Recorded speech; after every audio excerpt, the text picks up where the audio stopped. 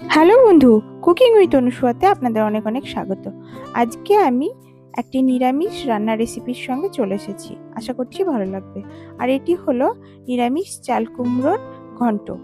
নিরামিষ দিনে আপনারা চাল কুমড়ো নিয়ে এসে এইভাবে নিরামিষ ঘন্ট রান্না করে ফেলতেই পারেন।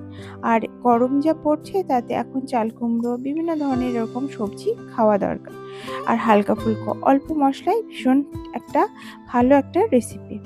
তো চলুন শুরু করি। প্রথমে আমি এখানে একটা চাল কুমড়োকে কুড়ে নিয়ে নিয়েছি, আর এখানে ছোলা মটর সারা রাত ধরে ভিজিয়ে রেখেছিলাম, ওর মধ্য থেকেই আমি ছোলাগুলোকে বেছে নিয়ে নেব।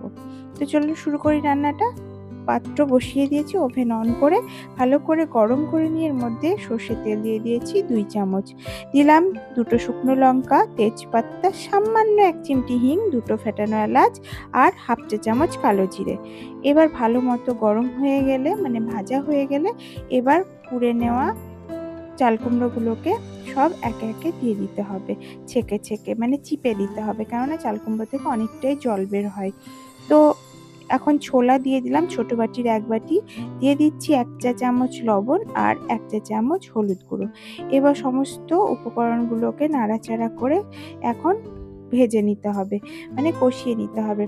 আর রান্না করতে করতেই চাল কুমড়ো থেকে অনেক জল বেরোয়, এই জন্য অনেকটা মানে রান্না করতে করতে জল বেরিয়ে যাবে।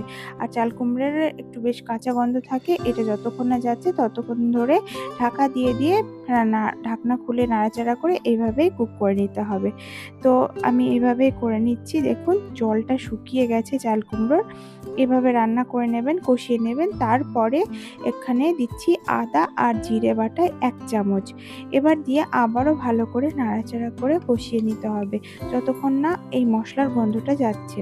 নাড়াচাড়া করতে করতে একদম জল শুকনো শুকনো হয়ে যাবে যখন, তখনই কষানো হয়ে যাবে। এবার এখানে 1 কাপ মতো, ছোট কাপের 1 কাপ আর বড় কাপের হাফ কাপ জল দিয়ে দিতে হবে, মানে টোটালি 1 কাপ জল দিয়ে দিতে হবে। আর এখানে 1 চা চামচ চিনি যোগ করে দিতে হবে স্বাদের জন্য। দিয়ে এবারও ঢাকা দিয়ে দিতে হবে সেদ্ধ হওয়ার জন্য। ঢাকা দিয়ে পুরো 5 মিনিট ছেড়ে দেবেন। দিয়ে 5 মিনিট পর ফিরে এসে দেখুন জল শুকনো শুকনো হয়ে গেছে, একটু একটু রস আছে। এরকম অবস্থাতে ঢাকনা খুলে দিয়ে দিতে হবে 1 চা চামচ ময়দা। 1 চামচ ময়দা 1 চামচ ময়দা দিয়ে ভালো করে নাড়াচাড়া করে শুকনো না হওয়া পর্যন্ত নাড়াচাড়া করে কুক করতে হবে। তো দেখুন বেশ ল্যাপটো ল্যাপটো ভাব হয়ে গেছে, এরকমটা হবে। আর সাইড দিয়ে একটু তেল ছাড়া ছাড়া ভাব মনে হবে, দেখলেই বুঝতে পারবেন। আর তখনই দিয়ে দিতে হবে 1 চা চামচ ঘি।